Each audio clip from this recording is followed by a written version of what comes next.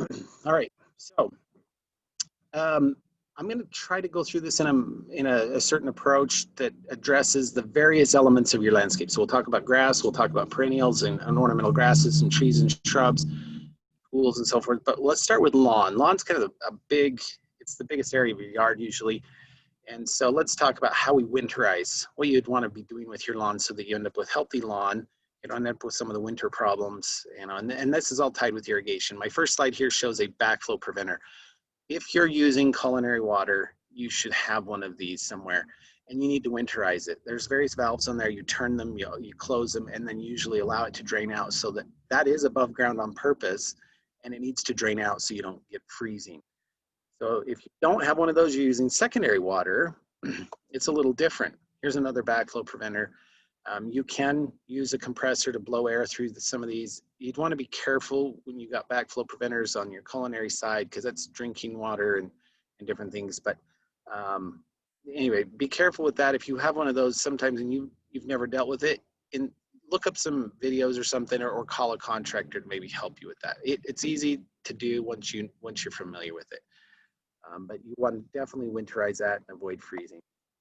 For secondary water, you may or may not wish to get the water out of your sprinkler system. You can end up with water freezing in the pipes. Water, those pipes aren't buried very deep. So 8 inches down, 12 inches down, they can freeze. And if they're full of water, that freezing can crack your pipes. Most sprinkler systems may be PVC or a poly pipe. By having that water in there, it expands when it freezes and it can crack pipes. Sometimes lengthwise, not across, but lengthwise, you get hairline cracks, and then those will leak. Eventually, they'll fail altogether and break.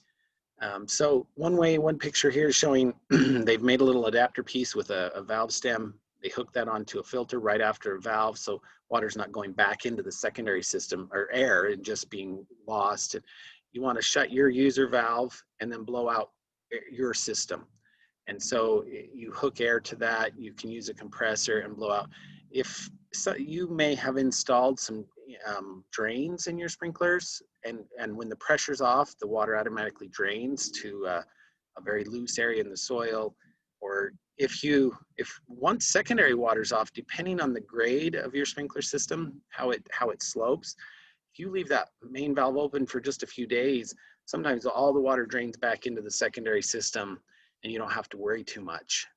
But you definitely want to winterize that system, get as much water out of it as possible so you don't risk breaking some pipes and then having a mess in the spring when you go to use that. And then I should throw in, with your secondary water, always close that user valve. Because when water comes back on in the spring, sometimes you've forgotten about it. Your valve's all open, water comes on, you may be at work, and then you got water flowing somewhere. It's best just to leave that valve closed until you know water is there in the spring, and then open it, and then get everything tested and run, make sure there's no breaks, and then you're good for the next season. So definitely consider that. Here's what it looks like when you put some air through the sprinklers. It usually just kind of blows, makes some mist. At first it'll blow quite a bit of water out, and then it's just mist after that, and then you're good to go. Don't use really high pressure. It's just enough pressure, probably 30, 35 PSI, maybe even a little less, just to move enough water to get it out. A little bit of residual water in the pipe is not going to matter. It's just your pipe's full of water, that expansion will break your pipes. So just something to consider when winterizing, going into fall. This is something you're going to do much later. We're talking mid-October to late October. Once water's off, once you're really just done irrigating altogether. Companies do this. You'll see them all over the place. You don't need to pay somebody, but if you just don't have the tools or the means, it may be worth it to avoid the more expensive repairs later, just to pay somebody to blow that system out for you. It only takes a few minutes, and it could be well worth your time. All right, moving on to fertilizer for lawn. So one thing that many people don't realize is you're applying fertilizer at multiple times during the year. If you have an option and you only can fertilize a couple times or even once, your fall fertilizer is probably your most valuable fertilizer for the whole year. And it doesn't quite, logically, it doesn't quite make sense. You're thinking, wait a minute, I'm fertilizing, everything's shutting down. Well, what's happening is the grass there's still a lot of activity, and the grass can store up carbohydrates. The roots can do some development. There's a lot of things that are happening in the fall as the plants kind of shut down and prepare themselves for cold and frozen ground. And that fall fertilizer will prepare the plant, but it also leaves some nutrient residuals in the soil, the nitrogen and different things, so that in spring, once things start getting active again, there's nutrient there, the plant is well prepared, and it takes off and looks great. And it'll be a healthier, better quality turf in going into the summer months. So now granted, you're likely to fertilize again in the spring, but if you only fertilize one time, fall is the time to do that. Now, I'm not advertising for IFA here. It just happened I had a picture of that. IFA has a 4-step program. You know, J&J Nursery has a 4-step program. There's a lot of programs out there for fertilization.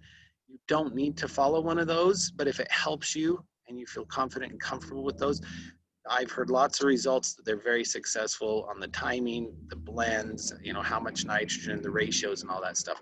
So, but you don't need to follow one of those programs. A good fall fertilizer of just a high nitrogen. So even these numbers on the bag is nitrogen, potassium, phosphorus, a high nitrogen fertilizer in the fall. So a 1600, a 2100, anything like that would be fine, mostly for the nitrogen. Okay, so with weeds, fall is a great time to treat for weeds. Now, I'm not talking late fall. I'm talking about right now. Now, between now and, you know, the mid-October, you don't want the temperatures to be too cold, but you don't want the temperatures warm, which is why fall is a great time. You shouldn't be using a lot of herbicides at the heat of the summer because they're volatile. They can vaporize and kind of drift and kill other plants or make them sick. So if you have some weed problems, some of your perennial type weeds, your dandelions, some of those, now is a great time to treat those. What's happening is the plant is physiologically, it's doing the same thing grass is doing. It's storing up carbohydrates, it's strengthening root structures, and so it's drawing down material instead of trying to grow a lot of foliage. It's drawing down for storage over the winter. So as you apply an herbicide, it's drawing more of that down more quickly, and it does a very good job to kill those weeds. If you have a problem with field bindweed, also known as morning glory, fall is a great time to treat morning glory because it's doing just what I described. It's drawing carbohydrates and drawing down for storage, and you can get more of it dead than when it's active in the spring and pushing everything out. Growth is out, flow of nutrients is out. I hope that makes sense for everybody. So now's a great time to treat for weeds if you have them. Now, annual weeds, your spurge and your purslane and some of those, they're going to die anyway. They're annuals. They will have probably set lots of seed, and so you still will have a fight with those next year. But by spraying those right now, if that's your only problem, don't worry about spraying those. It's a waste of time. It's a waste of money. You don't need any chemical. Winter will kill those. You'll worry about those next spring with some pre-emergence or different things to prevent the new weed growth or deal with the new weed growth when they start next summer. All right, so with lawn, again, you want to, now this is a little premature. Don't go out and start cutting your lawn really, really short right now. Right now, the temperatures are just getting ideal for cool season grasses. You'll see brown spots that you've had through the summer are going to start greening up. They're going to start looking good again. Everybody's lawn is going to look great here in the next couple weeks. It's going to be green and lush, and your rate of growth actually improves and grows faster. Right now, things are growing faster. As we taper off into the late October, once water shuts off, we start getting some frost.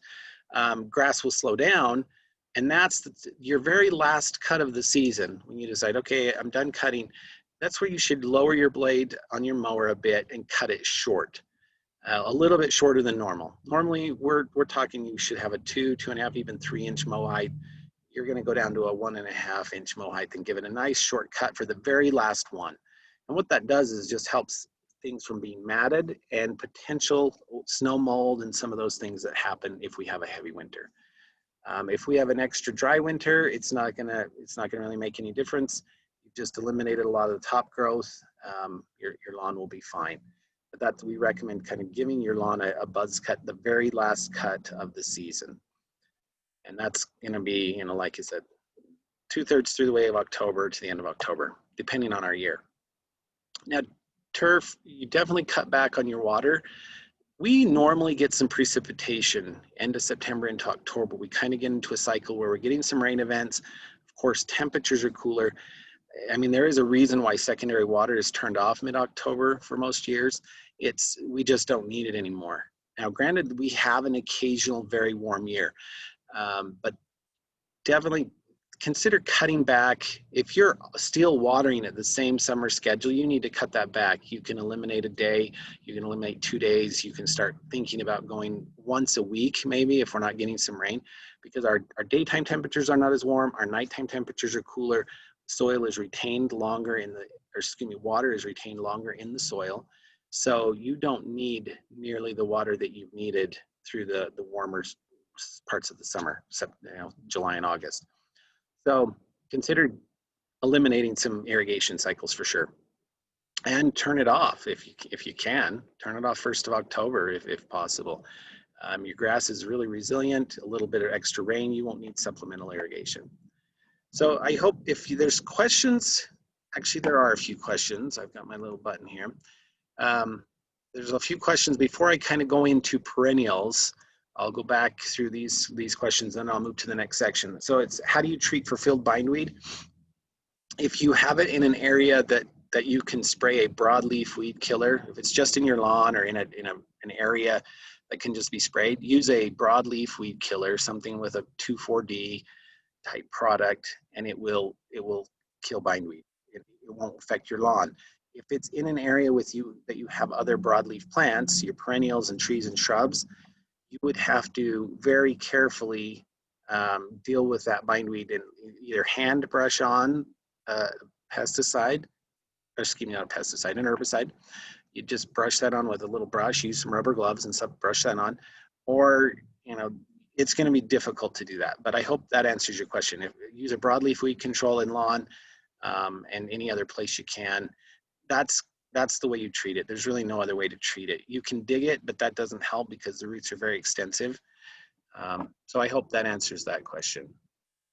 And I'll just try to keep answering these, and then we'll jump to the next section. When do we apply fall fertilizer? Now or late fall? You'll consider applying that within the next couple of weeks. Now you can, I've known people to apply anytime in October, kind of based on weather. And ideally, you just wait, you kind of watch the forecast, you anticipate a significant rain event, and then you apply that fertilizer just a day or so before the rain. And then that rain does the job of watering it in. If you still have irrigation water on or something, you can use that and water it in. Anytime after the 15th, if you don't have water, just watch for rain events. But it can be now or it can be late fall. A lot of times people are doing that in October for that last fall fertilizer. Because the grass right now, it's still fairly active, and it's actually sped up in the actual growth, and fertilizer is going to help, but it's just going to accentuate that. So you wait until it kind of crests over that little bump of cool season growth after we've had a good frost, heavy frost, and things really start to slow down, and then you apply that late fall fertilizer. So should the last cut clippings be left or cleaned up? That's personal preference. If it's quite tall and you're going to have a lot of buildup material, then clean them up. But if your mulching mower does a really good job at mulching those in, just leave them in. Those cuttings are going to be just fine. But if you're leaving clumps, those clumps will just sit there, and moisture, snow on them or whatever, that can do the same thing as just uncut lawn laid over. So I would kind of rake those up, clean them up, put them into your garden and compost those if you can, or something like that. If I'm not addressing some of your questions as thoroughly as possible, just retype in another follow-up question and we'll get to it. When do I apply grass seed to fill in spots? You can start doing that now. Cool season grasses usually take 14 days to germinate. So I would say you can start that now. The trick with seed, you can apply seed anytime. The trick is keeping it moist. So we've been a little warmer than normal, but doing it now, you'll have to keep a little bit of extra supplemental water on that to get it started, unless we start cooling off quite a bit more and getting a little natural precip, which normally happens. So I would recommend start applying grass seed for fill spots now, and then just kind of watch them. If you might hand spray them a little bit if we get a little bit of extra wind, a little extra heat or something like that, just to keep them moist until they can germinate. Expect germination about 2 weeks. Perennial ryegrass will germinate a little quicker than that, but your Kentucky bluegrass is about 2 weeks. What's the best treatment for Bermuda grass in the fall? There isn't one. If you've got Bermuda grass, you really need to treat Bermuda grass in the summer. And there's a few very selective herbicides for Bermuda grass. There's triclopyr is one of those. There's a couple others, but Bermuda grass has gone, it's slowing down and it's going dormant or has gone dormant depending on when you're treating. And so I would actually call around or look up some documentation. I think IFA and stores like that do have some really good recommendations and some timing, some really good time schedules for Bermuda grass and some of those. And I'm not quite sure when the latest date is, honestly. But it's a warm season grass, so it's actually best treated when the temperatures are warmer. But if you catch it just at the end, it's drying down and it might be a little more effective, but I'm not sure with that threshold. That's a great question. I'll do a little more research on that, but check with IFA because they sell all those products and they would probably have a really good timeline and window for you to treat Bermuda grass, which is a real struggle. These are really great questions. Is aeration beneficial? If so, when should you aerate? Yes, that's a great question as well. If you live in an area where the soils are heavier clay soil, not a lot of good penetration of water, air movement, stuff like that, aeration is great in the spring or fall. And so you could do it once a year, you could do it twice a year. I know some people like to do it in the fall because then the little clumps of dirt that are pulled out, the little cores, those can be kind of broken down and go back in by spring. They're gone back into the soil. You've still loosened up the soil. And so you can aerate in the fall. You could also wait and do it in the spring. You could actually do it anytime. There's no harm in doing it anytime. But most people do it in the spring or fall just because, that's a great time. It's less stress on a lawn instead of the main heat of the summer. But it's a great question. If you have really loose soils, I don't know that there's a whole lot of benefit to aeration. Aeration is mostly for compaction. If you have thatch or, just more soil issues that are heavy and compacted more so. So loose soils, you don't get quite as much benefit. But great question. The question is, I wasn't sure if treating weeds, let's see, I wasn't sure with treating weeds, what about grass seed? I'm not quite sure what that question's about. Let's see. So the anonymous attendee, you've typed in that question. I wasn't sure with treating weeds about grass seed. If you'll type me up a follow-up or something, a little more detail of what you're asking there. I'm not quite sure what you're asking. So type me up a follow-up and we'll get to that. Next question, do you recommend applying humates in the fall? You can, certainly. That's something you could do. I don't have a lot of personal experience doing that, but humates are something that's recommended to build soil, to help nutrients. There's some real good benefit from that, and certainly that could be applied in the fall or spring, either one of those. Great question. And then when to dethatch. We almost recommend you shouldn't need to dethatch. If you're doing some aeration, if you have thatch, it's usually a compacted, heavier soil and too much water. So ideally, you shouldn't have to dethatch, but if you do, I don't know, spring might be a better time. It really tears up your lawn, and so you need a little bit of recovery time for that. So you may want to do that earlier in the spring, and then watch the water practices. Do some aeration to help air movement and stuff. Thatch is actually a buildup of roots that kind of accumulated the soil surface because there's a lot of water and just not good soil penetration or air movement. So if you're aerating and watering properly, you shouldn't have too much thatch. But if you do, I might recommend doing that in the spring rather than the fall because it is quite damaging. It stresses, it really tears things up a bit. And you'd want it at a very active time when everything's going to be really active to regrow that. So I would do that in the in the spring. Okay, these are great questions about turf. Again, that one that I didn't get to, if you type a little follow-up, I'll get back to that. For now then, let's move to the next section, to perennials. All right, so perennials, now perennials is a huge group, right? I mean, we've got spring bloomers and fall bloomers and all kinds of stuff. But for fall, there's several things you want to be looking or considering with perennials. And, you know, I've asked the question on the slide, how do you know what to cut or when to cut? And that's what I want to try to help you with. And so let's just go through this. Question you'd ask is it hardy? Meaning, is this a perennial that doesn't need to be cut back? It's going to be fine. It thrives. You may trim a little bit of the top, but it's not a perennial that needs to be cut all the way to the ground. And there's quite a few of those. Lavender is actually one of those. It's a perennial, but it's like almost a shrub. It's got woody tissue in there. It's a hardy plant. Sun rose is one of those. It's a low growing, kind of almost a woody tissue to it, but it's perennial and it doesn't need to be cut hard to the ground. So consider some of those. The next one is, does it add winter interest? If this is a plant that you just love, you love the way it looks, you know, dried up, and, you know, with a little snow on it, with some frost on it, even if it's dead material, it doesn't need to be cut in the fall. It could wait, and it might get a little matted from heavy snow or something, but, you know, will it be fine? Yes, it'll be fine through the winter. And the other one was, does it provide food or shelter for birds and wildlife? If this is a plant, you know, then don't worry about cutting it.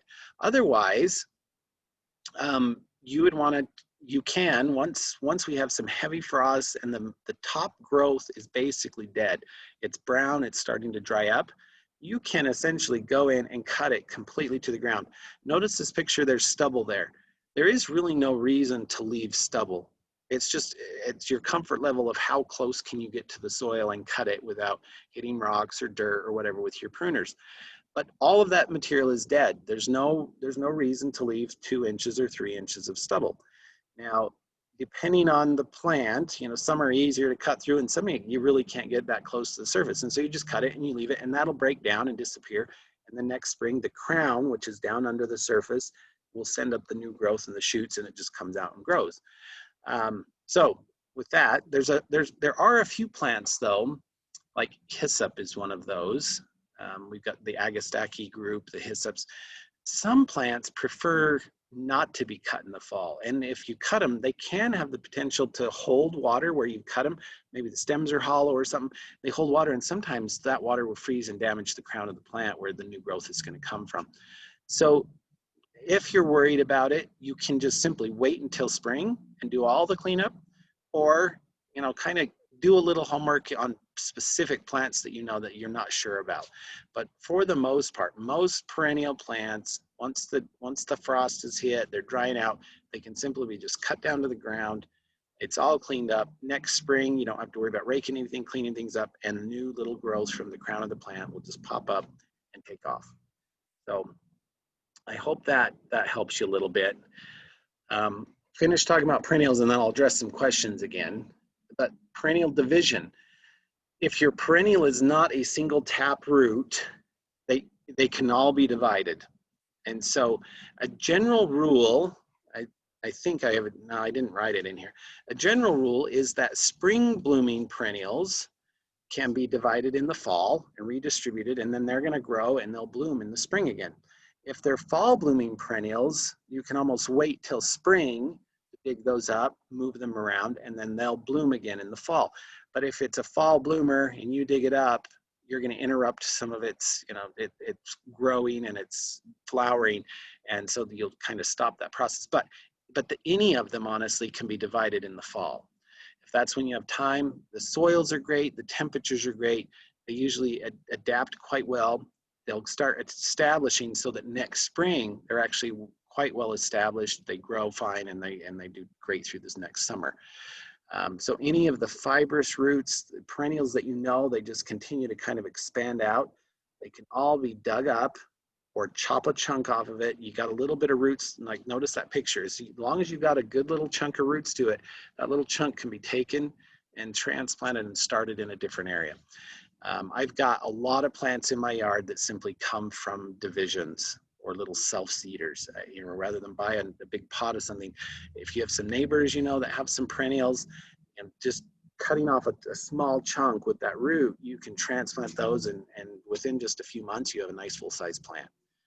So it's a great way to deal with perennials. And over time, most perennials, over time, they get quite large. They need to be divided. They need to be dug up. They need some chunks taken off of it to keep them manageable, to keep them how they're supposed to look. They won't get too big, too overgrown, and start crowding in the middle. So they do need a division. Okay, so let me get to some questions here real quick, and then we'll move on to the next thing. Before, the question I didn't understand, it was asking about when to apply grass seed. And then I answered that, and I was curious to apply fertilizer and weed treatments that make it grass harder at the same, that make applying grass harder at the same time and not applying grass seed at the same time.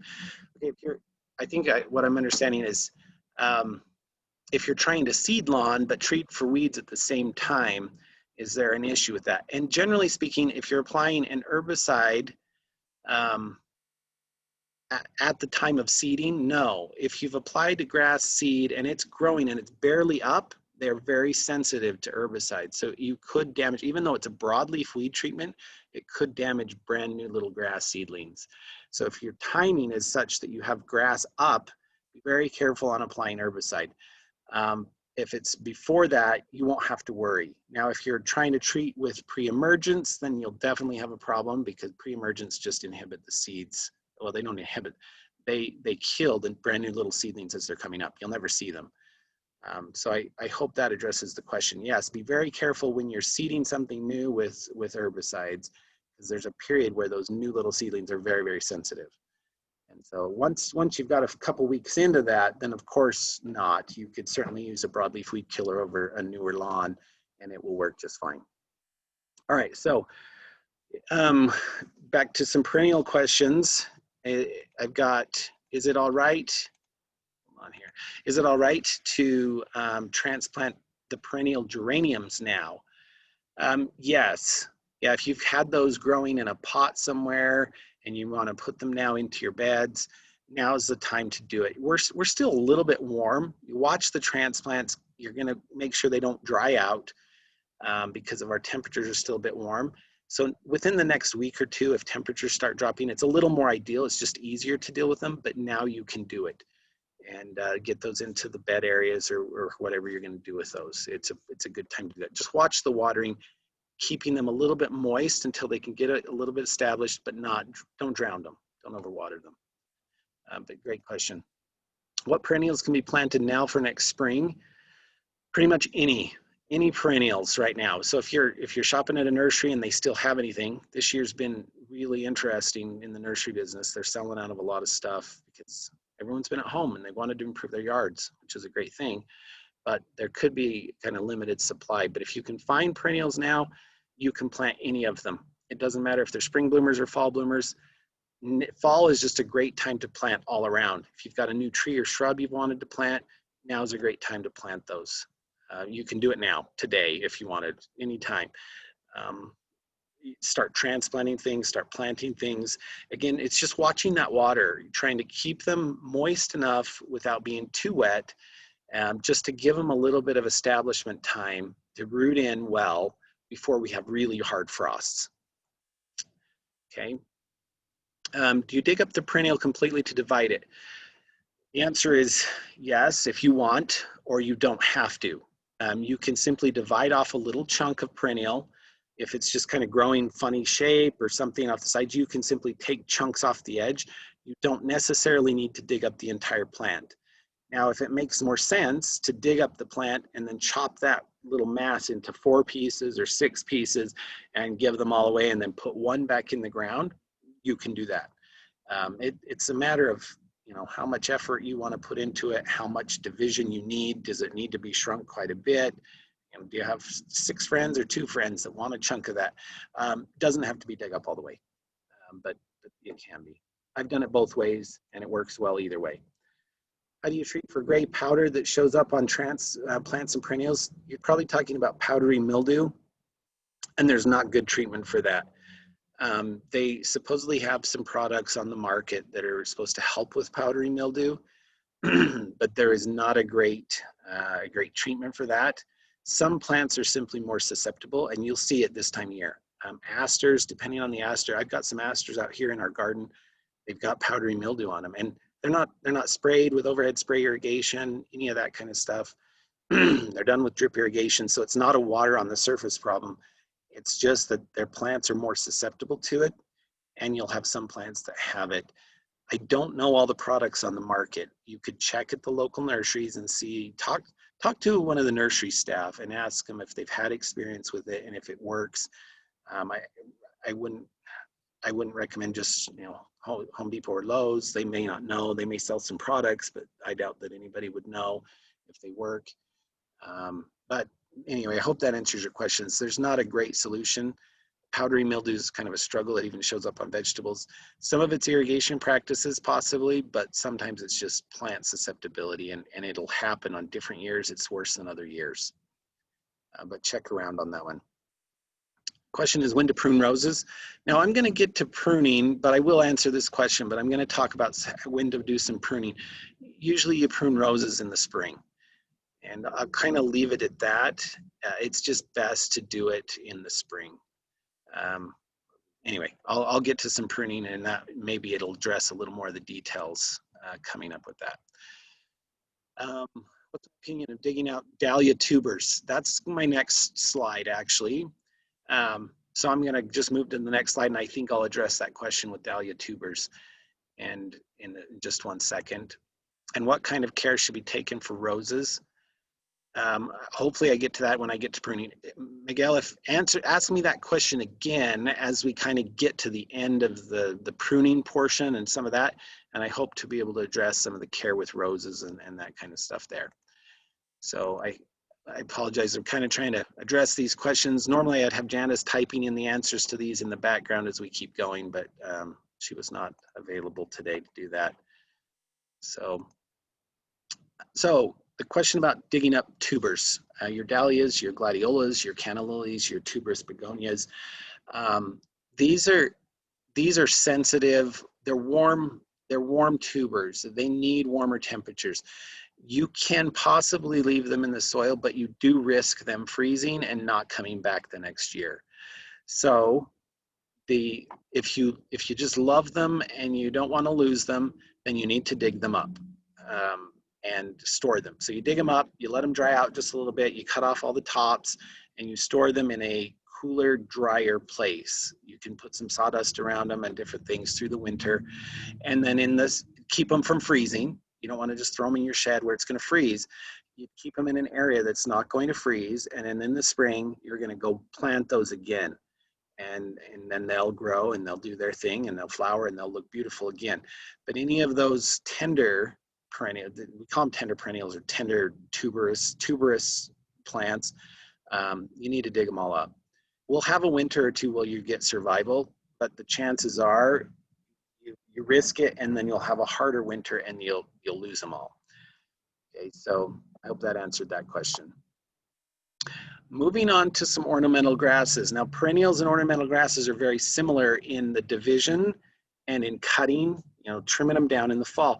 The difference with ornamental grasses is they can provide some really unique winter interest, depending on our winter, but heavy snowfall kind of just flattens them. Once they're flat, they're done anyway. Your winter interest is kind of gone. So fall, after they've turned brown, you can cut them down. And notice in this picture, you can use a powered hedge trimmer, you can use loppers, you can use hand pruners. Ornamental grasses, depending some of the big miscanthus grasses, they're pretty tough. You might need your actual loppers to get through some of the stems on those. But wait until they're brown.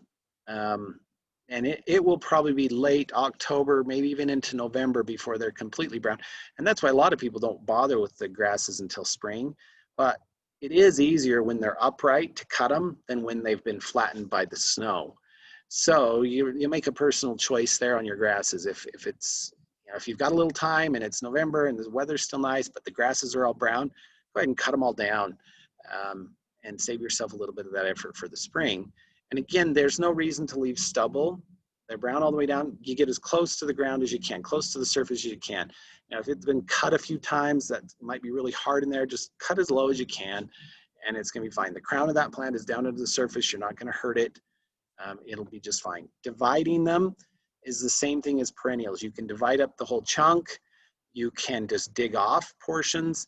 Over time with ornamental grasses, though, they will have a tendency to definitely crowd themselves out and start dying in the middle. If you have a grass that looks kind of like a donut when you cut it down, it's just dead in the middle and green around the edge, it's time to divide that grass. And we've got several of those here in the garden that we need to dig them up, and we need to divide them.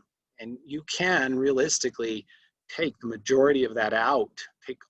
That's why some people divide up the whole chunk and then they just take off one chunk and put it back, because you don't need to leave that much material. In one season, that'll be a big full-size grass again.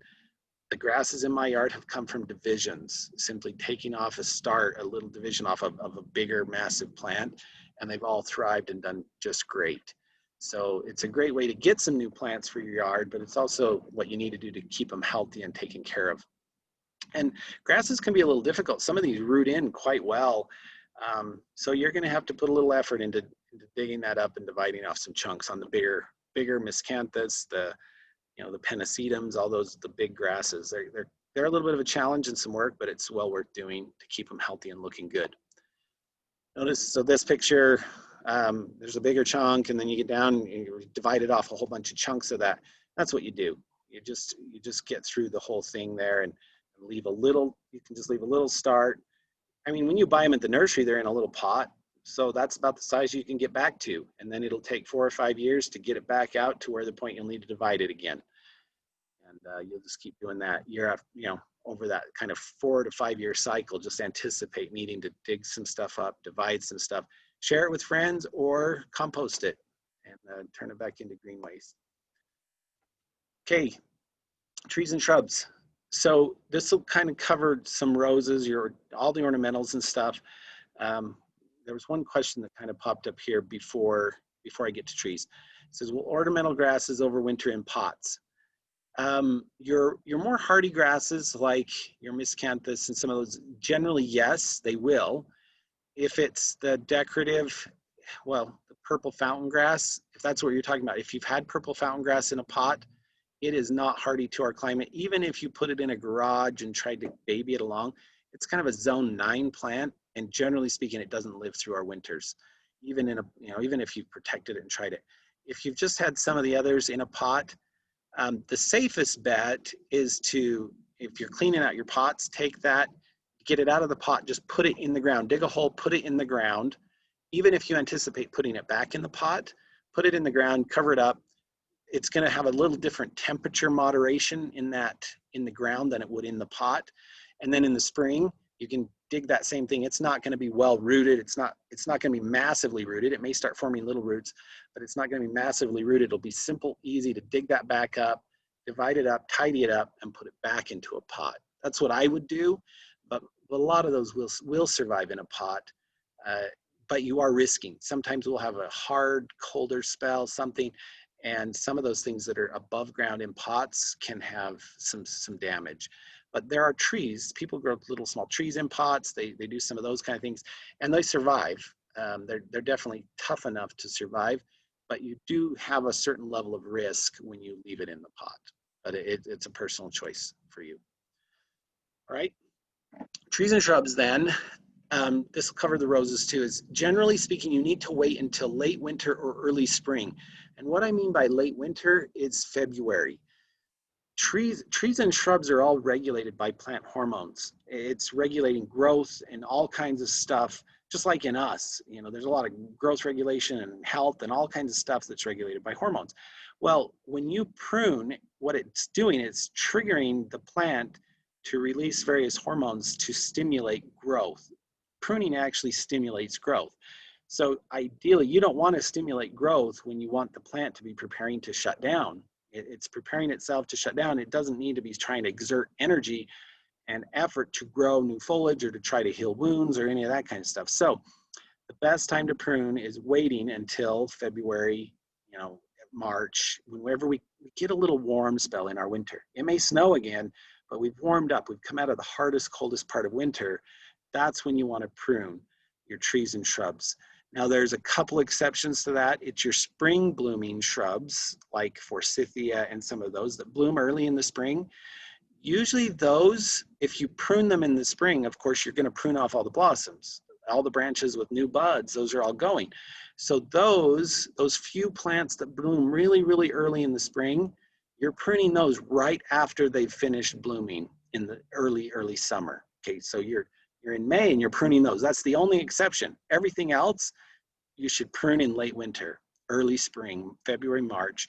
And then that's setting up the plant to stimulate new growth.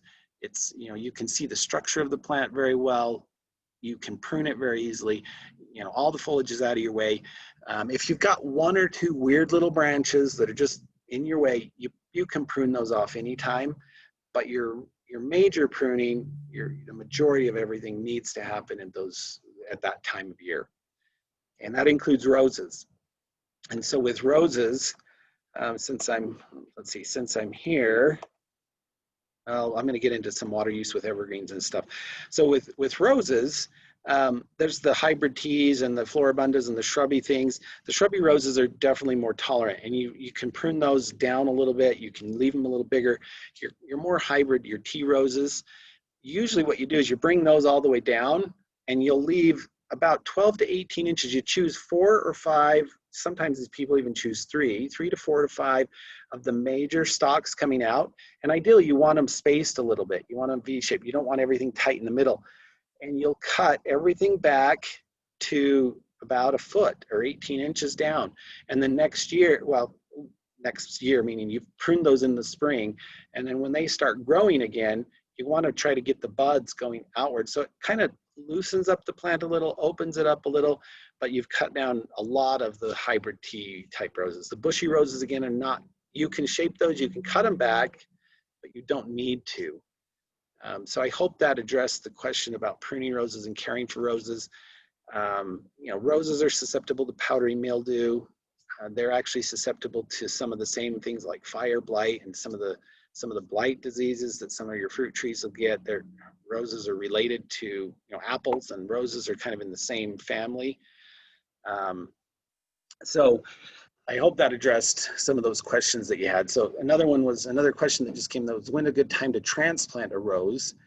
And I would say with some of your shrubby stuff, you can transplant them in the fall, but because roses are a little more sensitive, if it's kind of that hybrid tea type rose, I would wait and transplant them in the spring. I would give them a good pruning, dig them up, and plant them in a new place. That way you've cut back a lot of you're not trying to, you know, keep a plant really growing as you transplanted it, because, you know, when you transplant a rose, ideally you pruned it at the same time.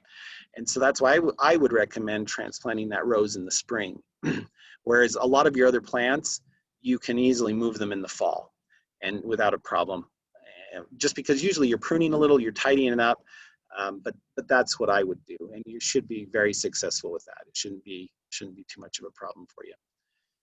So if rose bushes are huge right now, can I trim them back in the fall to waist height and then shorter in the spring? Certainly you could prune them back a little bit if it's something that's problematic. But again, anytime you prune, you're going to be stimulating a little bit of growth. So if it's not a problem because of size or something that's not in the way, I would actually just recommend that you leave them alone. But if, like I said, if it's rubbing on the house, if it's doing something with the wind, then cut some of that back, certainly. But just be aware, again, major pruning should probably happen in the spring. So, all right, let's go on to finish some of these tree things. Trees and shrubs, you need to make sure they're well watered in the fall. Depending on our year, depending on natural precipitation, trees, even though they've gone dormant, there's still activity happening, especially if the ground's not really frozen solid yet. Okay, so make sure your trees get a good watering before fall. And if you're using secondary water and that's what you rely on, and we've been dry, if we don't get any precipitation between now and October 15th, you're going to want to make sure and get a good watering on your trees and shrubs. And then depending if it continues dry, you may have to go out there with a hose from your house or a bucket and give them additional water, especially evergreens. Evergreens can struggle in the winter sometimes because they're drying out. They're still green, they're still taking in the sun, the photosynthesis is still happening. It's slowed, but it's still happening, and so they can tend to dry out and struggle, especially younger, newer ones. People will sometimes lose their evergreens in the winter because they've just dried out. And so be sure to watch the water. I'm not advocating you simply go out and flood those trees and just soak them all the time, but it's just being aware that in really dry winters, trees and shrubs can struggle having the moisture content. So I had another question come in about when's a good time to plant a fruit tree. Fall's a great time and spring's a great time. So if you can find a fruit tree that you love right now, get it in the ground right now. And then wait until spring to do the pruning on it that might shape it a little bit. But now is a great time to plant any trees. So if you can find them this fall, get them in the ground. So you can start now. Now's a great time. Back to some trees and shrub stuff with just the care. On young trees, you can wrap them. Now be careful when you wrap stuff. There's special tree wrap. It's not plastic, and it allows breathing, air movement. You want to allow air movement. You don't want a lot of moisture content in there. But for young trees and fruit trees, what happens in the winter is you get the sun on that darker colored bark. It warms up during the day, and then at night it freezes really quickly. So it's this freezing and thawing all winter long, and it can damage the bark on the south side of the trees. And so a tree wrap actually moderates some of that absorption of the heat, so you don't get that freezing and thawing on those tender new little trunks. As it starts to develop a thicker layer of bark, that's not an issue. But on newer, younger trees, sometimes you want to wrap them, and it helps with the potential winter damage that you may see. And then on your arborvitae, your junipers, and some of those that tend to possibly open up, the branching structure is upwards like this, and so heavy snow kind of will push them out. You can loosely wrap those with a burlap, with a tree wrap, and it just keeps them up. So snow gets on them, they're not bending down, to the ground or potentially breaking off. So tree wraps can be very useful for various issues and problems that we may experience in the winter. They're not necessary, but it certainly can help. So consider tree wraps. Now, I'm just kind of at the end of trees. I'm going through a lot of this fairly quickly, and I know we could probably spend half an hour on every single one of these topics with trees, with shrubs, I'm trying to just give an overview, but I want you to get your questions answered. So before I go into vegetables, I had a question from Coral about raspberries. When do you trim back raspberries?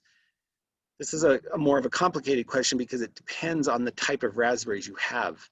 If they are June bearing, so if you had a raspberry crop, end of June, they're called June bearers, you would prune them back. You're not actually going to prune them all back. You can take them down a little bit, and you're going to prune out only the ones that bore fruit. Now, the way you tell, I actually do this a little bit more in the spring because you can tell really easily.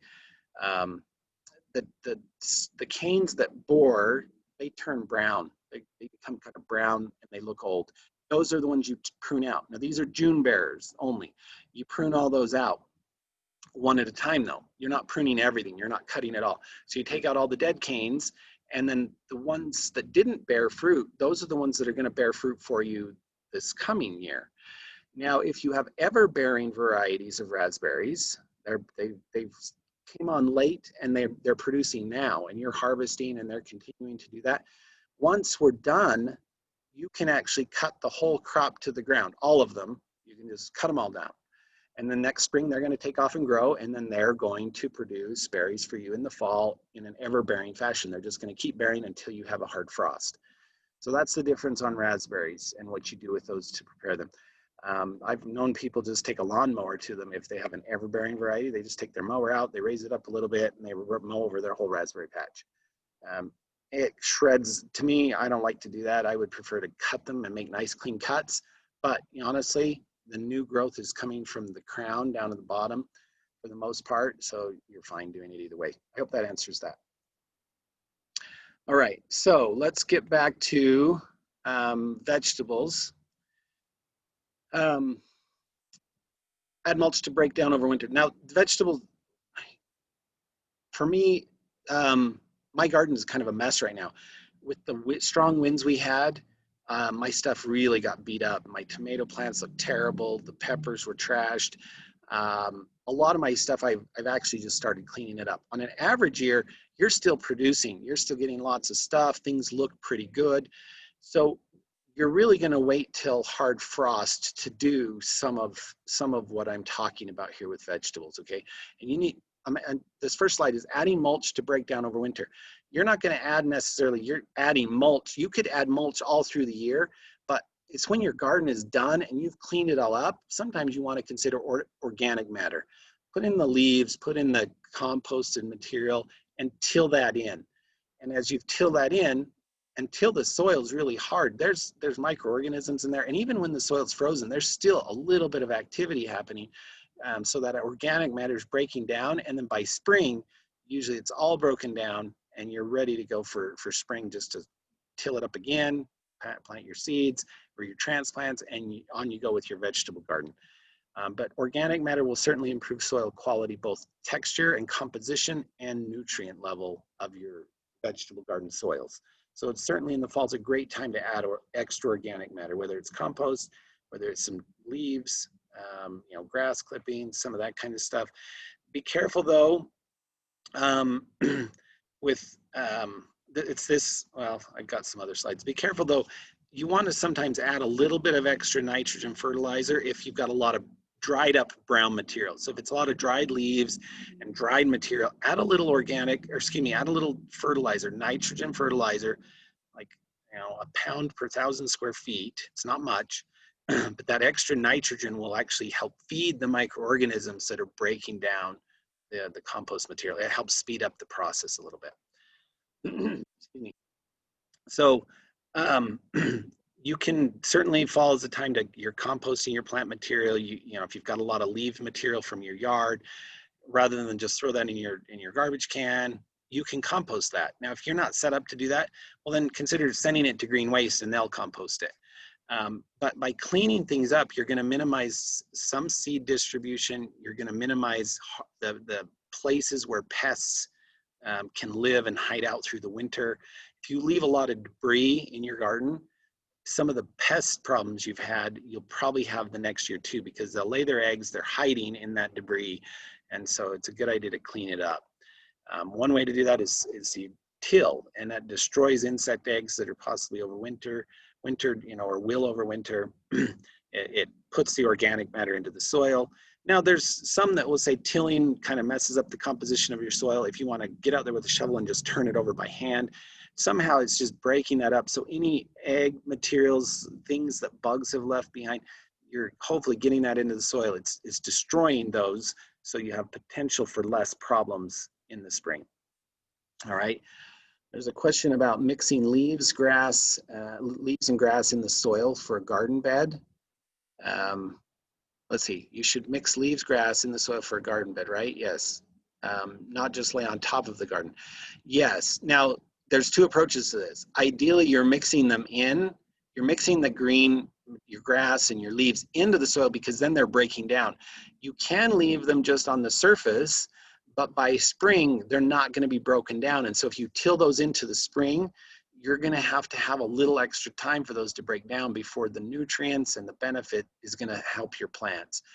And so I would definitely recommend tilling them into the bed now rather than just putting them on the surface. That way you get the decomposition happening and breaking down. The best way to treat for grubs in the garden in the fall. Usually grubs have a life cycle, and it depends on the grub, right? It depends on the life cycle of which bug you're talking about. Usually there's not a huge problem with grubs in the fall because it's part of a life cycle. Now, the bigger grubs, June bugs and different things, there's usually you don't have to worry about treating in the fall for grubs. And it's because they are the larval stage of something. And most of the time, the eggs have been laid, but those eggs will hatch out when spring happens, when it's suitable. Then they grow, the larva has something to eat, the larva pupates and changes into, you know, the adult bug. So usually it's spring that has more of an issue. It's the eggs you have to worry about, and by tilling and doing some of that, that'll help destroy some of the eggs. And again, depending on the bug, depending on how they're laid. But I hope that answers that question. You don't usually have to worry too much. It's spring that you're going to start worrying about grubs and the different life cycles of the bugs. All right, so now last week I had a question about cover crops. So I've thrown this slide in here about cover crops. Now this cover crops are something that's been used in agriculture a lot, just to help with soil erosion and soil preservation, and they're basically green manures. I've put a little definition of a cover crop there, that you're essentially growing organic matter that can then be tilled right back into the soil. You're never anticipating a crop after this. It's really just to keep the weeds down, keep the soil stabilized, and then you're tilling that back into the ground in the spring. Now, I don't have a lot of personal experience with cover crops. I've never experimented with them in small vegetable gardens in backyards, but you can. And what you would typically use are, you're going to use annual type plants, and you're going to usually till them back in before they've had a chance to set seed. That way you don't have the potential of worrying about a weed, an out of control weed. So these are things like your annual ryegrasses, your winter wheat, your winter rye and buckwheat, beans, clovers, peas, vetches, the legumes. And some of those fix nitrogen in the soil, which is very beneficial. And the other, it's just the amount of green mass material that gets tilled back in. Now, I just talked about tilling it in the fall for the best benefit of breakdown. But in agriculture, they'll do this just to add this organic mass material back into the soil to help with soil structure and all kinds of things. And then they will actually add a little extra fertilizer to that to help in the decomposition. But because it's not brown when they till it, that also changes how it breaks down. It breaks down much quicker. It's not dried material, it's green material. And so usually you have a very different thing when you're applying tilling green material right in, as opposed to tilling brown material right in. I hope that makes sense to everybody. So if you're interested in a cover crop, there is a publication that Utah State University has put out. If you do a little Google search and just type in USU extension cover crops, do that search, you'll be able to find that document Utah State has put out, and it has a lot of details on cover crops. So that may help you. If you're in an area with soil issues, low fertility, soil composition structure type stuff, or worried about erosion through the winter or wind, certainly pay attention to that and look up the cover crop. So I had a question on that. Do we plant cover crops now and then till in before winter? No, you plant the cover crop now and it's growing. It's going to be actively growing for a month or so here in the fall, and then you're going to till it in the spring. It won't grow enough this fall to set seed, at least it shouldn't, unless we have some crazy extended fall. It would not grow in fast enough to set seed. And so you wouldn't worry about it. You grow it now, it grows in, you're gonna have a crop of grass looking material if it's barley or rye or something. And then in the spring, when you're ready to get gardening, you till it all in, it's green. And it's green manure is what it's referred to. And you're just tilling that in. Add a little extra nitrogen though to break down, help composition, fertility, and off you go. Your soil structure's improved and things are good. So great question. All right, so let's talk about tools. Fall is a time you should spend a minute to make sure your tools are in good working order. I have been known to, you're in a hurry, there's a lot going on in the fall, and so you just put your tools aside and you think, oh, I'll take care of that in the winter and the spring. Sometimes you just lose track of stuff, lose track of time. But fall, after you've done a little bit of fall cleanup, take time to sharpen your tools, clean them up, put a little oil on them, oil them up, and then store them properly. So you're not getting, they're not dull, they're not in a place where they can rust. You've taken good care of the tools that'll make your job easier for maintenance in your yard. So sharpen up your pruners. You're going to be doing the pruning early spring. Early spring in March and February. So sharpen up the pruners and get those ready to go. Lawnmower blades, all that kind of stuff. Just get things ready to go. There's the oil that you would use. It's actually just a little tool oil. It's It's not motor oil necessarily. It's kind of the same kind of oil you'd use on a bicycle chain. They sell it in just little oil containers. It's not expensive. I mean, it doesn't take much. Just a little bit of oil on a rag. You can wipe it over the surface. That'll actually help keep the metal nice. You won't get rust if there happens to be a little extra moisture or something. Just a great time to consider taking care of those tools. Fix up the tools. Oh, this is just a continuation to show. Winterize your power equipment. If you've got gas left in them, you should try to either run them until the gas is gone. So don't put as much gas in the last time you mow or something. Try to use up all the gas or drain the gas out of them. You don't have to drain the oil necessarily, but the gas, old gas sitting in a mower can actually, it changes. It's not as stable. It's just kind of interesting. It can change. It can gunk up the carburetor. It can kind of leave a sticky goo. So get the old gas out of there and winterize your power tools without gas in them. And then put fresh gas in them in the spring and get ready to go. And ideally, on a lot of small motors, small engines and power equipment, there's a recommendation to use gas with no ethanol. It actually helps the motors last longer, operate cleaner and better. If you can find gas without ethanol, that's what's recommended for small engines and power equipment. So take care of that power equipment. It's expensive. Sharpen the blades on the mower, like I said. If you don't have the ability to do that, there are small engine and those kind of places that will sharpen your blades. It's not too difficult, but it requires you usually to take off the blade and use some grinders and so forth. But it's worth doing. Your plants will be healthier, your job will be easier, and you've invested in all this stuff, so take good care of it. And we've already kind of talked about this, but fall is the time to plant. Add more plants.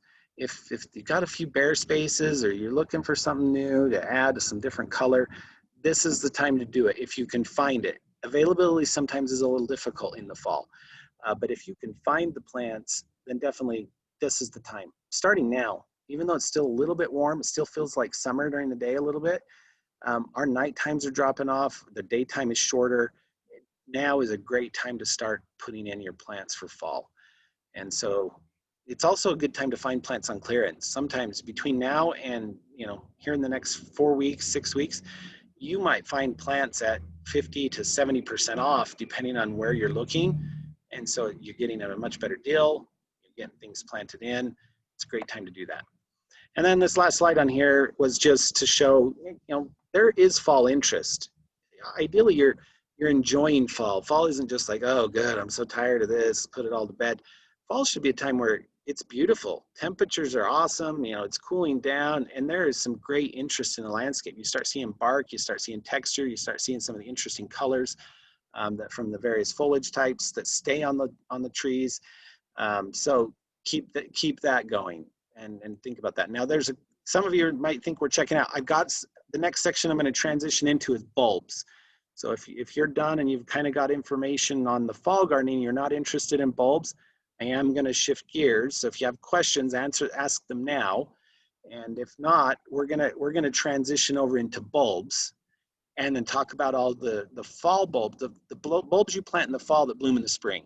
So your spring blooming bulbs, we're gonna kind of talk about the range of bulbs and what you're gonna do with those. So before I jump right into that, I'll give anybody a couple seconds here to type in a question that I may have missed about your general fall cleanup, fall gardening, how to kind of wrap things up for the season. Now, as I mentioned at the beginning, we're still just a little early on some things. Don't get too excited and start cutting everything down right now. It's between now and kind of November, depending on the temperatures, depending on the weather, because 2020 has been weird. We never know what's coming. But in the next 2 months, that's where you're going to start, doing all of the fall, putting everything to bed. I had one question here about planting onions and garlic. Now, they're little bulbs. So if you're planting them from seed, usually you just do those indoors and you can plant them from seed and then they get it growing as little starts and then you transplant those out in the spring. If you've got the bulbs, the little onion bulbs and little garlic bulbs, usually you do those in the spring too. And now garlic's a little different. You could probably put those in the ground now in the fall, late fall, and then they will come up in the spring. Same with the little onion sets, or the little onion bulbs.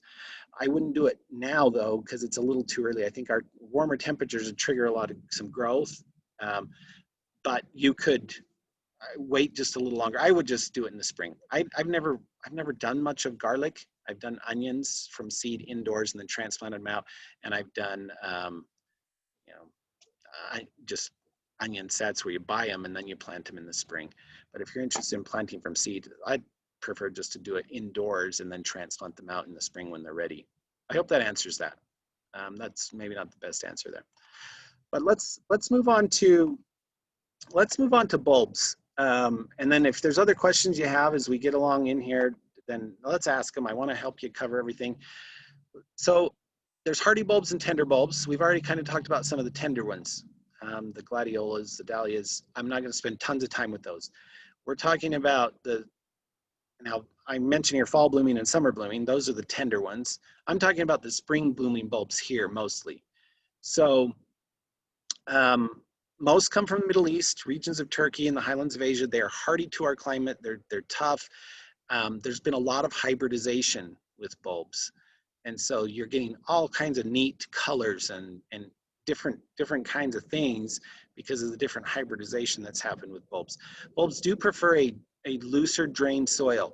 Really heavy soils that don't drain, bulbs are not going to last very long. You'll probably get a year or two bloom out of them, and then they're going to decline rapidly. But if you have a looser, sandy or loamy soil, they're going to last longer.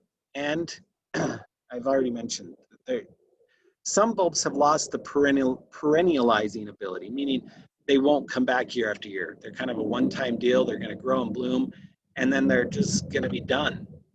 So you got to kind of be aware of what you're buying now because there's so many options. The old-fashioned tulips, I remember even in my parents' yard, there's some nice orangish red tulips. Those things have been coming up and blooming since I was a kid. You know, they've lasted years and years and years. So, you know, but now the new hybridized bulbs, they don't last near that long. So there's a question about where to buy bulbs, and you can buy bulbs anywhere. I'm going to talk about that. Larissa, if you'll hang on for just a second, I'm going to get to that here in just a second about where to buy them and some different things. I've got some to show, but you can buy them anywhere. Nurseries, Costco, Sam's Club, that kind of stuff. Anywhere they sell them, or you can mail order them, which is what we do. So I'll show you some resources. All right, so this is just a little detail. I don't want to spend a lot of time talking about the modified, the actual structure of a bulb, but it is interesting to know how these things grow, and everything's contained within that little bulb to be able to grow, to produce a nice stem, the foliage, and a nice bloom every year. Okay, so, and there's different kinds of bulbs and sizes of bulbs and kind of the shapes. But so this gives you just a little bit of a background that you can reference. You can go back to this slide later and reference, but there's a lot of different interests. We're mostly familiar probably with daffodil and tulip bulbs because they're the most common. But there's a lot of range of color, of textures and different things out there. Now the difference between a bulb and a corm, corms are modified stems, okay, where a true bulb, is different than this. These are structures that look like bulbs, and sometimes they're probably called bulbs, but they're not true bulbs. Now these, I've listed the name of a lot of these, Beatrice and Gladiola, Fresia, all these different types of things that are corms, but that's kind of technical stuff. So, it may or may not matter, but these grow just slightly differently than a regular bulb, like your daffodil and tulip bulbs, but they act much the same. You can dig them up, you can divide them, you can do some different things. So just wanted to throw that in there as an informational thing. Tubers are another thing that's similar, where you have the mass of the storage of the nutrients and everything in this tuberous, material that then grows. A potato is a tuber. We've got yams and begonias, and there's dahlias are a tuber. And similar concept, but again, they kind of fit into that range of bulbs, but they're not true bulbs. So there was, let's see, Oh, sorry. Let me keep going into here. So there was another question about garlic and something I'm going to get back to in just a minute. Um, so bulbs prefer full sun. Ideally, if you put a whole bunch of tulips in a shaded spot, they're going to grow, they're going to bloom, but they actually prefer more full sun. And if you ever do plant them in a shaded spot, you'll know them reach. You'll notice them reaching towards the light, reach towards the sun, and they won't nearly do as well as if they are in a sunny spot. Now you can plant 2 to 3. Well, you can plant ideally. Sorry, I got a little off track there. You're going to plant them 2 to 3 times as deep as the bulb is tall. So if you have a little 1-inch bulb, plant it 2 to 3 inches deep. If you have a great big daffodil bulb that's 3 inches tall and giant, well, ideally you're planting that 6 inches down. Depending on how deep you can dig in your soil. So that's the general rule. Plant 2 to 3 times as deep as the bulb is tall, and then you'll be successful with the right depth. Okay. Now, when you're looking for bulbs, if you notice in the package any that look like the picture I have on the right, they look a little moldy, they look all weird and dried up, that's a bad bulb. It is not going to grow. You want to look for good, plump, firm bulbs. If in nurseries, a lot of times they'll have them out in bulk, and you're selecting those bulbs, putting them into a bag of your own. If they're already pre-bagged, you don't have a lot of choice other than to try to look through them and make sure there's no bad bulbs in there that you're going to be paying for and then just throwing in the ground. So bulbs that will survive, I've listed here the bulbs that survive freezing and they actually prefer a cold period. They need a cold period to grow. And so these are your galanthus, your snowdrop, crocus, iris, anemones, tulips, lilies, hyacinths, daffodils, the allium, ornamental onions, the hyacinths. All of these prefer a cold period. Now, some of you have known that you can force bulbs. To force bulbs, you put them in a colder environment for a little bit, then you pull them out, you put them in a pot, and they'll grow. This is how they have tulips in the grocery store at various times of the year when you're thinking, wait a minute, it's not tulip season. Well, they've been able to force those bulbs. They've been able to give them a cold period outside of a natural cold period, take them out, force them to grow earlier than they would normally grow or do different things. So, but that cold period is a really critical part of their growth cycle.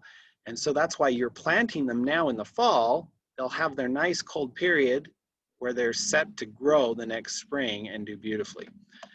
So if you try planting, I've known people to say, well, I didn't have time to plant them in the fall, so I put my bulbs in the garage in the winter and I planted them in spring and nothing happened. They didn't grow. Well, what probably happened is first of all, they probably dried out, and they just dried out and pretty much desiccated the whole bulb, and so it was dead. And then planting them in the spring, they haven't had the cold that they've needed in the ground to grow and do well. It's not necessarily cold in the ground, it's just a cold period sufficiently that they're going to be healthy enough to grow in the spring. All right, so I've already mentioned you plant them after soil temperatures are cool, down below 52 degrees. Now, right now, you'll start to see bulbs available in the market. And the question earlier was where to buy them. You'll see them at Home Depot and Lowe's and Sam's Club and Costco and nurseries. You'll see them everywhere. And so it doesn't matter where you buy them. They're all probably coming from a few of the same sources. Most bulbs are propagated and sold out of Holland. The big companies. I did have, now if you can see, you should be able to see me as a little picture. There's mail order catalogs. Van England, there's these companies called Beauty from Bulbs. There are mail order companies where you can also order bulbs. And if you do that, you have a lot better selection. You have selection of color, you have selection of different bloom times, more so than you would have in the stores. They're going to bring in popular ones, but there are hundreds of types and colors and different options you have. So if you mail order them, you'd expect to have more options, but be careful. Don't just think, oh, I'll mail order them, they'll be fine. Sometimes these big companies, they actually sell out. and then you'll have a mail order in, and they're selling to the wholesale nurseries and stuff, so that's their top priority. And by the time they get to you as a residential user that's only buying a handful of bulbs, they're out and they won't. They'll just say, sorry, we're out of bulbs, and then you'll be left without any. So most prefer sandy loam soils, which I said. You can fertilize them, and they do sell special bulb fertilizer, you know, a special combination, but ideally you're fertilizing them with a lower nitrogen fertilizer, kind of a 1 to 2 to 1 ratio on the numbers, on the pounds per 1,000. So look for something with a little bit higher phosphorus, a little higher potassium, and so forth, a little less nitrogen, but a little bit of extra fertilizer doesn't hurt. And I've already mentioned that they prefer a sunny spot. Now there's a couple of questions about where we're going. Is it worth trying bulbs in clay or gravelly soil? Yes. Gravelly, I mean soil, but it's just a little bit rocky. Rockier soils are usually looser, so they're fine. Really heavy clay, it's worth still growing them. They're just not gonna, don't expect them to last as long. They're just not gonna have the longevity of life. So you would have to replant them more often, but certainly you'll likely get a year or two out of them. Especially the daffodils are a little more hardy, a little more tolerant. Tulips, less so, depending on the hybridization. But certainly it's worth trying. They're not that expensive, and they're so worth it. The payoff or so forth, they're just great. So another question here is, I expect you will cover this, but I would love to hear tips about dividing bulbs. Yes, I'm going to get to dividing bulbs here in just a minute. Fertility bulbs 2 times per year when planting and when blooming. Usually, okay, for fertilization, they do suggest you put a little fertilizer when you plant, and then a little bit of, just as you said, when you plant, and actually it's kind of at the tail end of the bloom. Fertilize them at the tail end of the bloom. Usually you deadhead the spent flower, and then the plant's still photosynthesizing and taking material down. And so that little extra fertilizer when the plant's still actively growing, but not at the peak time of bloom. It's after the peak, you fertilize again. It's storing up nutrients in the bulb for the next season's bloom. So when you plant and then after that bloom, then it's kind of recharged the bulb, so to speak, for the next year's bloom. So that's a great question. All right. All right, so caring for bulbs. And I actually just kind of mentioned this a little bit. After the spring flower, they're not going to require a lot of attention. Excuse me, I'm trying to read a couple things at the same time. Most of your spring flowers, you're just not going to, you plant them in the fall and then you're done. You get rewarded in the spring with very little effort. But once they're done blooming, then you want to deadhead. See in the picture, I have spent daffodils. That spent flower, ideally you cut that off or break that off. Then the plant, the bulb part of that plant, it's not sending energy to try to develop a seed. That flower is still going to generate seeds. I've never grown bulb seeds, right? Daffodil seeds, but eventually they'd plant those and they would turn into a little bulb, and then that bulb gets bigger and bigger and so forth. But you don't want the plant spending effort on seeds. You want the plant drawing down, photosynthesizing and drawing nutrients to store back in the bulb. So as soon as that spent flower is done, cut it off, and then wait till the rest of the plant goes brown before you cut off the rest. As I mentioned here, you want the foliage to go brown before you remove it. It's going to get as much energy as possible back into that bulb. If you cut it all off immediately, it doesn't have any time to photosynthesize and draw all that extra nutrient back into the bulb for the next year. Some people don't like that. They don't like the sight of this just foliage there. They want to braid it. They want to cut it. Just let it go. It's going to be a few weeks of, a less than desirable situation, I guess, but let it go so that you're going to have a healthier, better bloom for the next season. So I've already talked about the tender summer blooming bulbs. They've got to be dug up. Now, bulbs must be dried. If you plan to dig them up and divide them and do some different things, bulbs need to be dug up and dried. If they're moist, when you try to store them, they will rot, and you're just going to have a rotten, stinky mess. So to dry them, you put them in a dry peat moss, a drier sand material, dry vermiculite. Some people have used nice and dry sawdust. Put them in that, and so they stay dry. the trick is you can't store them dry for too awfully long. You can store them that way for a while, which is how they ship them and so forth, but you can't do that for extended periods over years, right? They're gonna dry out and just die altogether. And then you're gonna store those in a cool, a well-ventilated area with low humidity.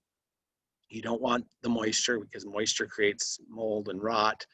Now crawl spaces can sometimes be humid, so be careful there, but a basement, cold storage, root cellars, be careful with those because they can sometimes be humid. But you're trying to simulate underground temperatures without the moisture. So don't throw, you can throw them in your freezer, but again, that's not the best way to store them. That's a good way to force them if you're only gonna have them in your freezer for a short time and then pull them out and plant them.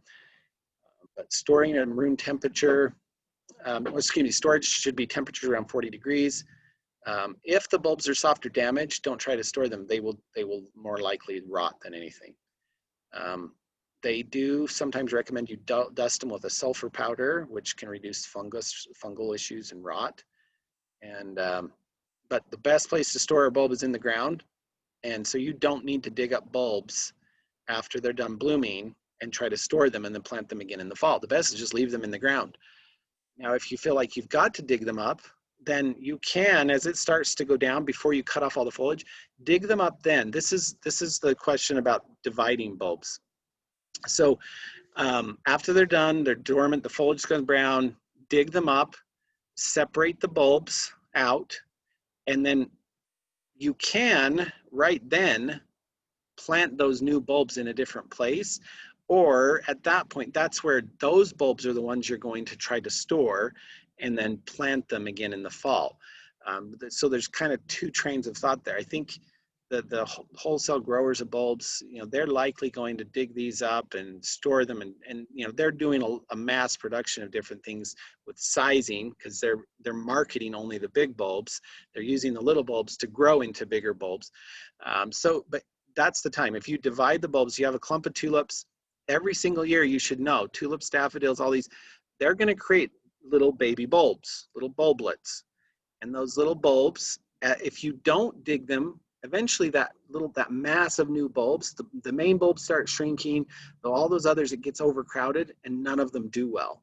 So if you want to spend the effort and save yourself time and try to grow bigger bulbs from those little ones, that's where you dig them up, you can dry them out, store them, plant them the next year. That's going to take a few years before that bulb is sizable enough to be able to produce a nice flower. It'll still produce foliage, but sometimes they don't flower.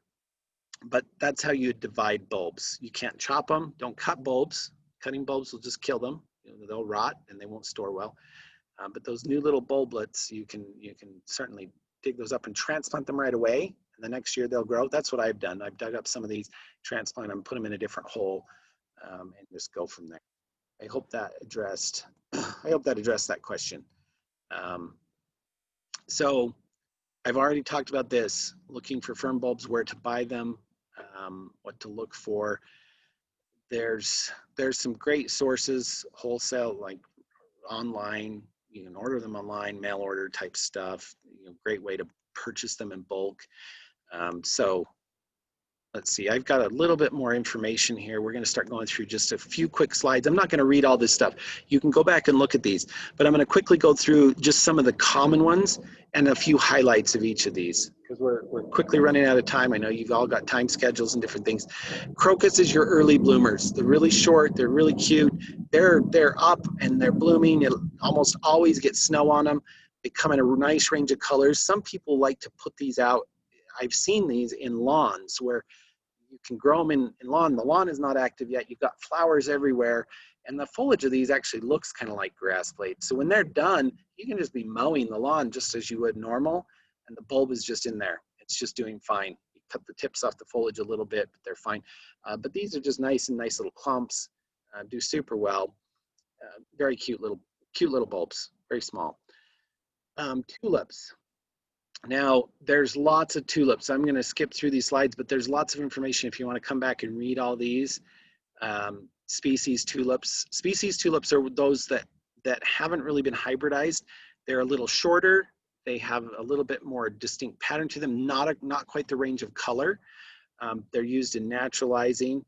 And depending on the varieties, these are all kind of Mediterranean tulips, but these are the ones that are going to have a longevity better than the others.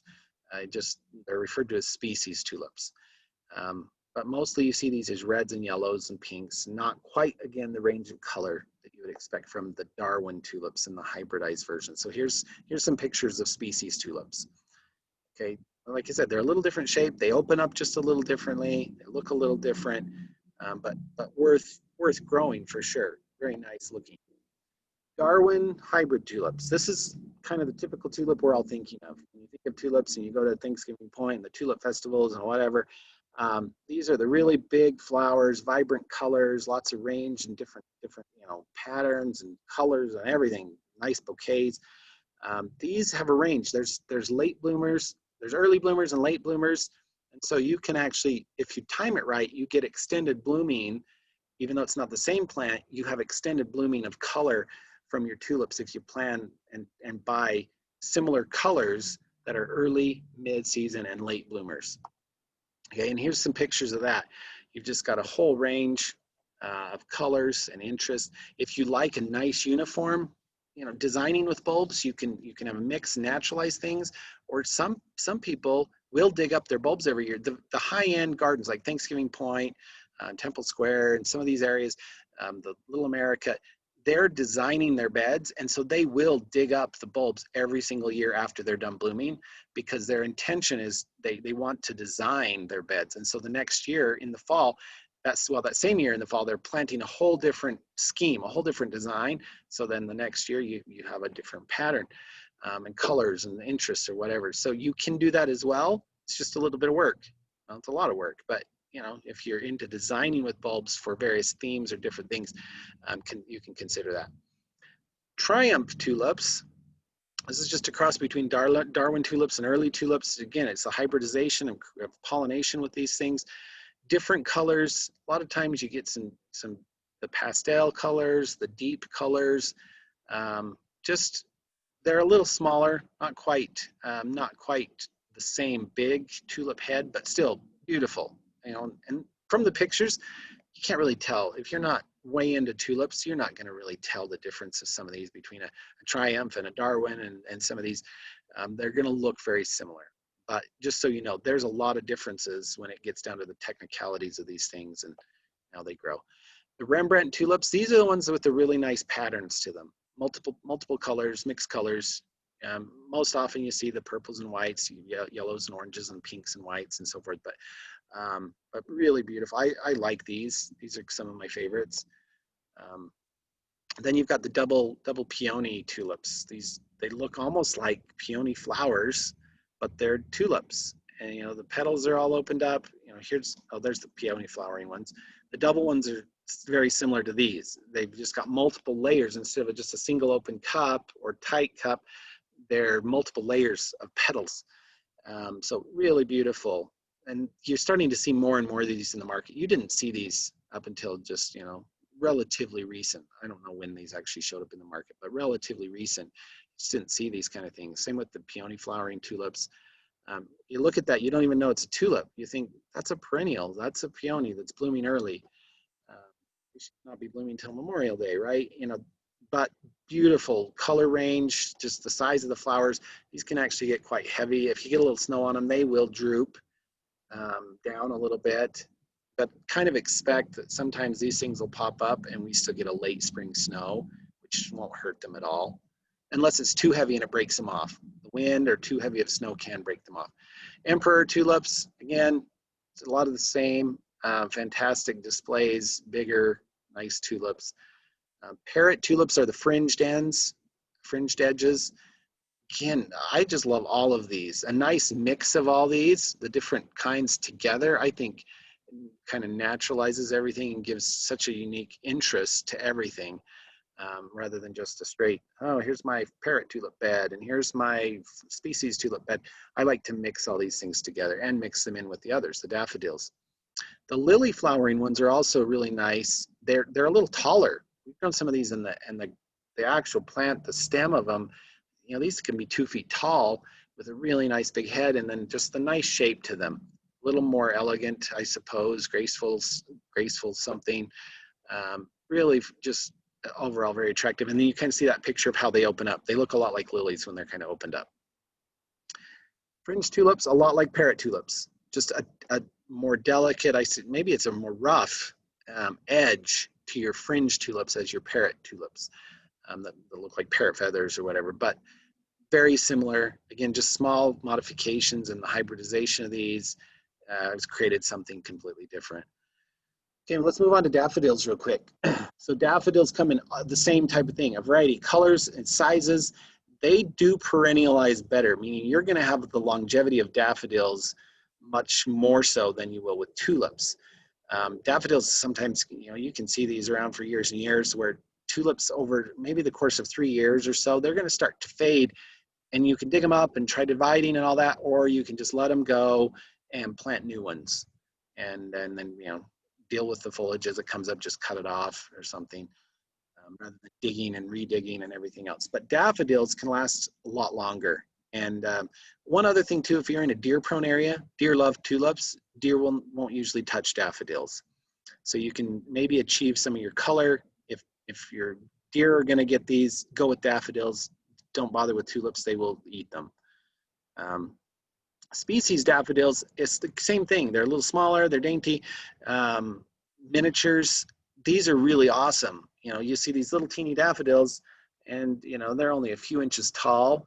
These are just fantastic. We've got some here in the garden. I've got some at my house. I just love these. They bloom earlier. They're kind of blooming with the crocus almost, and these are just really cool because they're exactly like the bigger daffodils, only miniatures. I just think they're cool.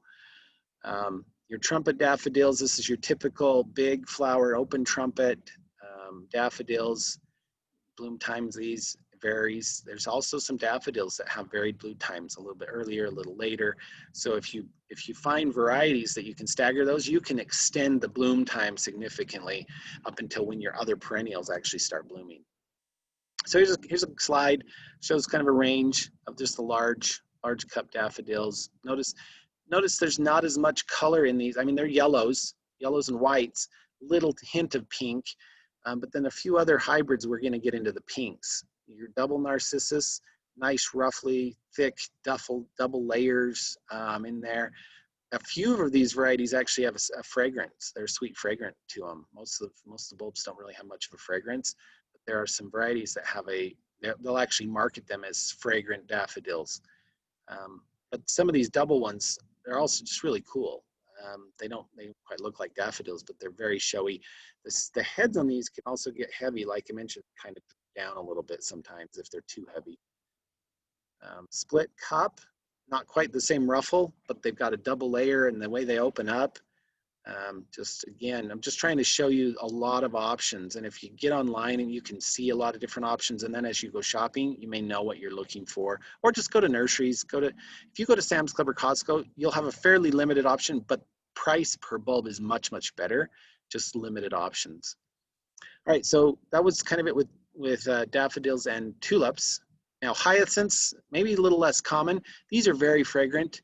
I really like these. They're pretty, they're attractive. Some people may think, they're not worth it or whatever. They seem to be a little more expensive than your other bulbs, form a nice little stalk with this cluster of flowers. And that's the color scheme you would expect in these pictures. Your pinks to blues to whites, those shades. You don't see these in yellows or oranges or bright reds or anything like that. These are kind of those pastel pink to red, pink to purple and white colors. But very, very fragrant. Oh, here, and look, here's a picture that I just show yellows. Well, they do have yellow. You just don't see them as often. More hybrids, but every single year they're coming up with more and more of these different varieties. They'll come up with something new every single year. So great options, great fragrance. Someone asked, do deer eat hyacinths? And I think the answer is yes. As far as I know, deer do eat hyacinths. But I don't have any personal experience with that. I've never had hyacinths. Well, I've never had deer eating my stuff where I live currently. But I believe, yes, deer will eat hyacinths. And then you've got grape hyacinths. These are really cool little attractive things, but I caution you, grape hyacinths can become weeds. They're doing the same thing as other bulbs. They're producing another little bulb, and over time they spread. But it seems that these also must seed. If you leave them, they can go to seed, and the seeds must grow and produce a bulb fairly quickly, because over time you can have one little clump of these and pretty soon you'll find these everywhere. You'll find them in your lawn, you'll find them out and around, and so be cautious. These are really cool. They're neat little plants, neat little flowers, but they have the tendency to spread and move. So just be warned of the grape hyacinths. I like them. I think they're really cool. I'm cautious. I would plant them in an area that they can't get too far, too spread, too crazy. Now let's move on to fritillaria. Let's see. I just had a comment that said, no, deer don't eat my hyacinths, just the tulips. So great, thank you for that. Thanks for commenting that. I've never had the experience with those. So if you do have deer, it sounds like you're safe to plant hyacinths and daffodils, but avoid the tulips and you'll be a little better off. So fritillarias, and I'm almost done. If some of you have got some other time constraints, I'm almost wrapped up here. Fritillaria, they're from the lily family. They have a unique, unique kind of grass structure, well, grassy foliage, and then they kind of tend to hang downward. Almost all the fritillaria family hang downward. I'll show you another one. Here's one. You've seen some of these imperial fritillarias where the flower's kind of down. It's got this tough, they're really neat looking things. They're a little bit different. Not a lot of people grow these. Occasionally you see them. And there's some range of color of these as well, and different styles and heights. And sometimes they're referred to as other names like skunk lily or some of those kind of things, but they're actually a fritillaria bulb, but they may have some sort of a name like skunk lily or something. Toad lily or some of those kind of things. But kind of fun to grow, not hard to grow at all. So, worth doing. I got a question came in that said, will broadleaf weed killer kill grape hyacinths? Generally speaking, it should, but no guarantee. I've tried spraying these and they die, but then it seems like maybe not all of them, and so they kind of come back. But if you hit them a couple of times with a broadleaf weed killer, then yes, they would die. But they're not, funny enough, they're not so easy to kill. You'd think they'd be easier, but they're not. But broadleaf weed killer would do the job. Do bulbs last long on a drip system, or can they be hand watered? This is a great question about watering bulbs. For the most part, you're planting them in the fall, and you don't need to water them when you plant. You just plant them in. Nature will do its job. We'll get the natural winter precipitation. They'll be moist enough to be able to grow. And then in the spring, you don't need to water them either. They're going to grow. These come from environments that just survive on nature, and that's why they're kind of planted in the fall and grow in the spring. Is nature takes care of all that. And then when they're done, you don't water them. They'll just be in the soil. They'll just be there all summer long. There's enough soil moisture to keep them alive and doing their thing. And usually they're planted in your beds with other stuff, so there's plenty of water there. Too much water, you'll actually have these rot in the soil. So be careful. But the question about watering these things, you don't need to worry about trying to drip irrigation or doing anything special for these to water them. All right, so iris. Now iris, Dutch iris is kind of what we're talking about here. Your other iris are more tuberous, but Dutch iris are these little bulbs, and they're cute little things. There's a little mini Dutch iris and the taller Dutch iris, different than your regular bearded iris, but great little displays, nice little cut flowers. Just another option for your bulb garden. Alliums is another one that's kind of unique, and I throw this in here because these are, I think these are really cool. And there's a whole range. There's kind of the short little ones like you see in this picture with the white and the yellow and the purple, where they'll kind of open up. So the flowers are spaced a little further apart and they open up and they're attractive. Or you've got like the drumstick alliums and these big purple balls. The flowers are tighter together, and so it forms that nice sphere, this symmetrical sphere. And they sell a whole range of these where supposedly they claim, a 6-inch ball of flowers up there. Really cool. These can spread also by seed. If you don't cut them down and deadhead them, the seeds can drop, they can spread, they'll grow new ones. And over the course of time, you'll start having these spread out a little bit. Not super aggressive, but just know that they can do that. I've known, and my mother would do this, is she'd let them dry out and then she'd spray paint them different colors for the summer holidays. She'd spray paint them red, white, and blue. You know, I don't advocate that necessarily. As a kid, I thought it was kind of fun because they're done by then. They're done by summer. You still just have this dried stalk that hasn't been cut down yet, and there's that tuft of seeds up there. And so you just take your spray paint and you could do whatever color you wanted on those. But anyway, to each their own. Kind of some fun things. They do make some interesting dried things if you're doing dried arrangements and stuff like that. Anemones, known as the Grecian windflower. This is a funny little shrivelly bulb. Really attractive though. These are really low to the ground. Kind of a ground cover type bulb. So they're going to come up, they're going to do their thing, and then they're going to go away, just like other bulbs. But really nice for early interest, kind of a lower ground cover that's not your traditional tulip daffodil type look. And I've already talked about dividing bulbs, but here's a picture of that. You know, you can see the little bulblets growing out the side. So when you dig that up and it looks like that, you're breaking off those extra little pieces, and then you're drying them out just a little bit. Because if you break them and there's a little bit of a moist spot, let them dry just for a day or two to actually kind of, it's basically forming a little film, you know, callus over that little area before you throw it right in the ground. Now I have divided these and thrown them right back in the ground, and most of the time they're fine.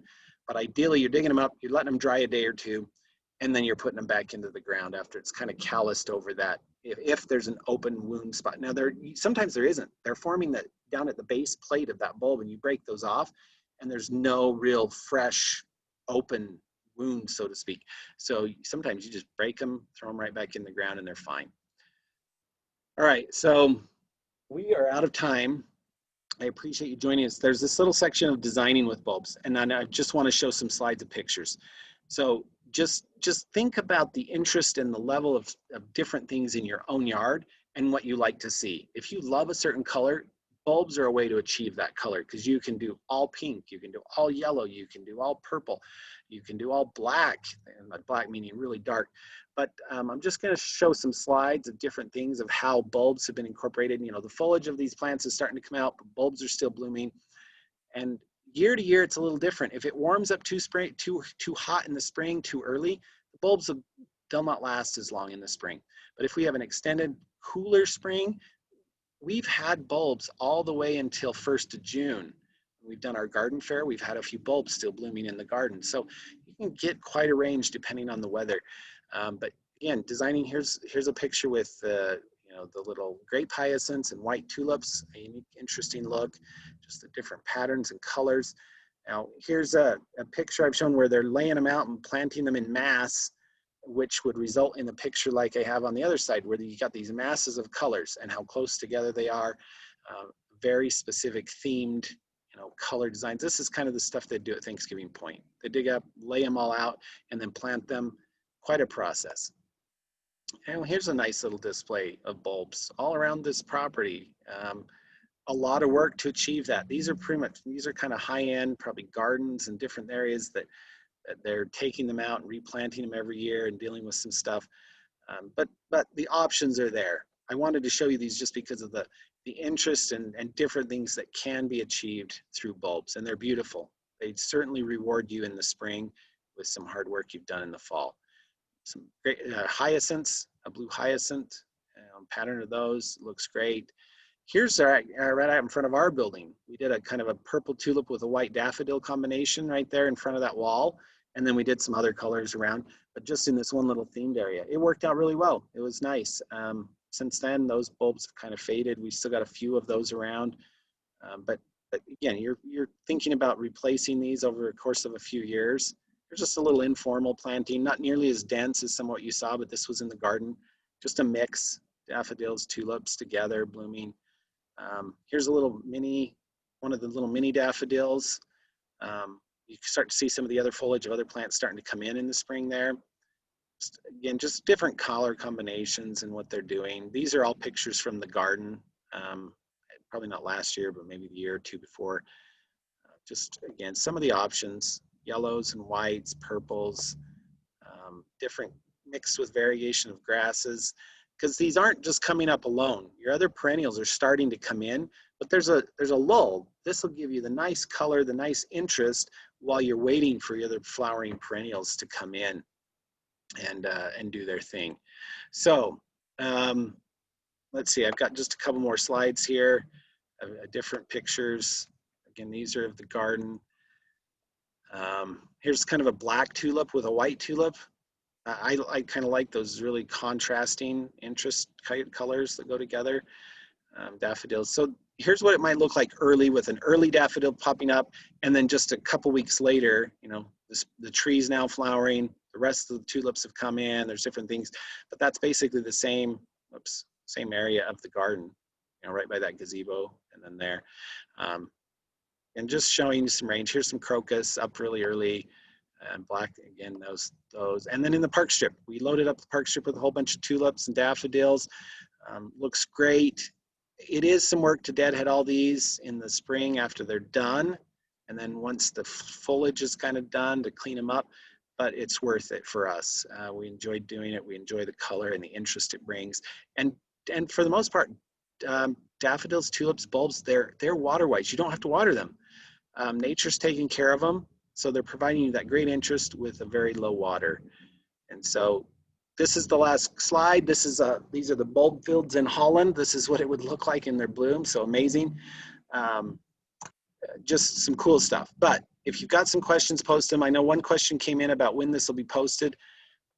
I anticipate getting this on our website. It takes a minute to do some formatting of video to get it in the right format, but likely by Friday. Today's Wednesday. I will have the slides posted today. By the end of the day today, I'll have the slides all posted up there. But the video recording will probably be, I mean, we could shoot for tomorrow. I can't guarantee that, but likely Friday we'll have that up there, I hope. So kind of watch for that. Really appreciate you taking some time with us today. This is the last class we're doing for the season this year. But please, again, watch our website, look for different stuff. We've got some stuff on social media.